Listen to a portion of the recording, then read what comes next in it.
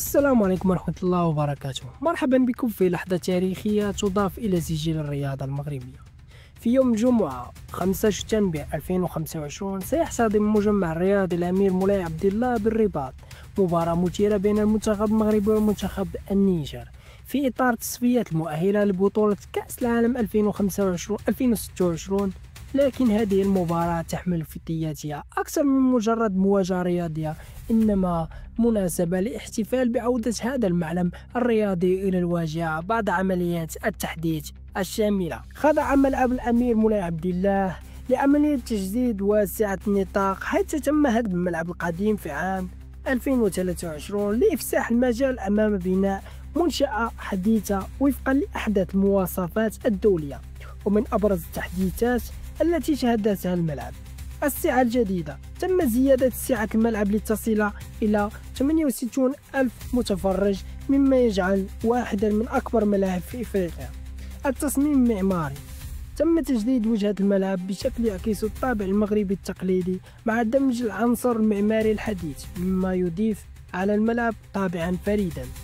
المرافق الحديثة، تزويد الملعب بأنظمة إضاءة متطورة، شاشات ليد عالية الجودة، نظام صوتي متقدم، ومرافق صحية وإعلامية على المستوى أعلى. مرافق إضافية، إضافة قاعة متعددة الرياضات، مسبح أولمبي، ملاعب تدريبية، مواقف السيارات تتسع لآلاف السيارات، مما يضمن راحة الجمهور والفرق الرياضية. تقنيات ذكية، تطبيق أنظمة ذكية لإدارة الحشود، مراقبة السلامة، وتوفير تجربة تفاعلية للجماهير. أما الافتتاح الرسمي سيكون يوم الجمعة 5 شتنبر 2025، يوما تاريخيا حيث سيشهد الملعب أول مباراة دولية بعد التحديثات، مما يتيح للجمهور فرصة مشاهدة مباريات في بيئة حديثة ومريحة. كما سيستضيف الملعب مباريات كأس إفريقيا 2025 بالإضافة إلى مباريات محتملة في كأس العالم 2030، مما يعكس مكانته كأحد أبرز الملاعب في القارة. أما بالنسبة للمباراة، المنتخب المغربي سيواجه منتخب النيجر في مباراة حاسمة ضمن التصفيات المؤهلة لبطولة كأس العالم 2026. الجماهير المغربية على موعد مع أجواء حماسية وتشجيع غير مسبوق في ظل التجهيزات الحديثة التي يوفرها الملعب.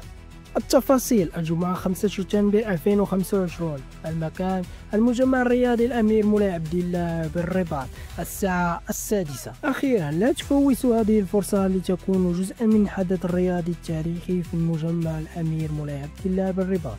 استعدوا لأجواء حماسية، لحظة مليئة بالإثارة، ومباراة تجمع بين المنتخب المغربي ومنتخب النيجر في أول اختبار حقيقي للملعب بعد تجديده.